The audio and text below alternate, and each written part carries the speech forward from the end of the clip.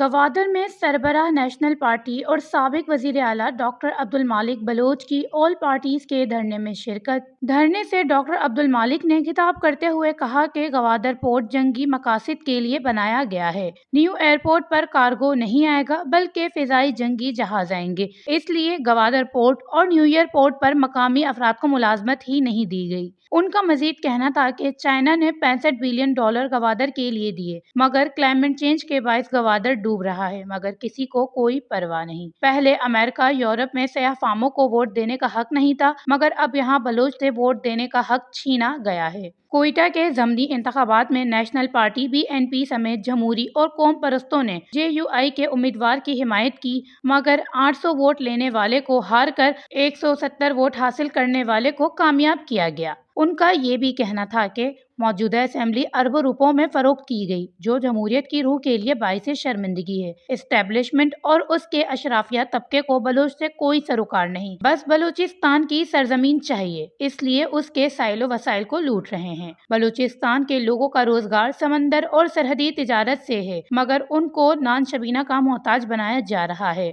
بحر بلوچ کو بحری قزاق تاراج کر رہے ہیں، جس کے ذمہ دار صرف فشریز نہیں بلکہ دیگر سمندری فورسز بھی اس کے ذمہ داروں میں شامل ہیں۔ کنٹانی ہور سے چمن تک سرحدی تجارت کو اپنا بھتہ بڑھانے کے لیے مشکل بنا دیا ہے۔ روزانہ کروڑوں روپے بھتہ سرحدی چیک پوسٹ ٹوکن بار سسٹم سے کمایا جاتا ہے۔ ڈاکٹر عبدالمالک کا کہنا تھا کہ عوام ایک وقت کی روٹی کو ترس رہی ہے، مگر کوئی پوچھنے والا نہیں۔ وش نیوز، گوادر، بلوچستان۔